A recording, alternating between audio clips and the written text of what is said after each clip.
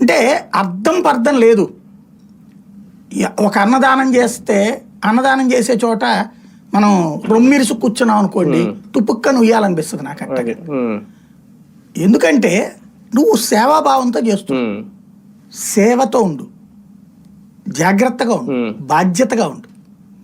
సేవని సేవలాగా చూడు, సేవని అధికారంలాగా అహంకారంలాగా చూడక. నువ్వు చెప్తున్నది ఇది సేవా పథకం, స్వచ్ఛంద సంస్థలు ఎవరినది. స్వచ్ఛంద సంస్థలలో ఒద్దికగా ప్రశాంతంగా ఏదో నీకు అంత చేస్తామయ్యా నా సాధ్యమైనంత అని చెప్పాలి. అలా కాకుండా నీ జీవితం అంతా మెరుగుపడిపోతుంది, నువ్వు అంతా బాగుపడిపోతావు, 1500 ఇవ్వకపోయినా సరే మీ అందరి జీవితాలు బాగుపడిపోవడానికి నేను ఇది చేస్తున్నాను, మహిళల్ని కోటీశ్వరులు చేస్తున్నాను. ఆయన ఒకటి చెప్తున్నాడు మొన్న రేవంత్ రెడ్డి, 1 కోటి మంది మహిళల్ని కోటీశ్వరులు చేద్దాం అనుకున్నాడు. ఏడాదిన్నర అయింది, ఉన్నది భిక్షాధికారులు కాకుండా ఉంటే చాలు.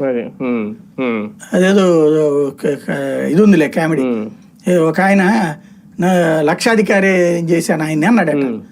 అవునా అండి మిమ్మల్ని ఆయన లక్షాధికారి చేశాడంట కదా అని అడిగితే, అవును సార్ అంతకుముందు నేను కోటీశ్వరుని అన్నాడట. ఇప్పుడు అట్లుంది ఇక్కడ.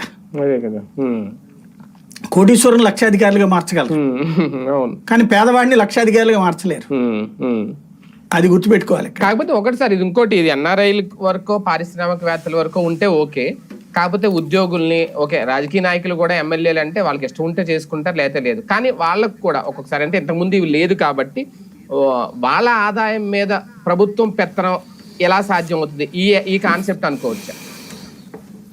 అంటే బేసిక్ ఏం లేదండి, అసలు 100 చేస్తుంది ఏమీ లేదు.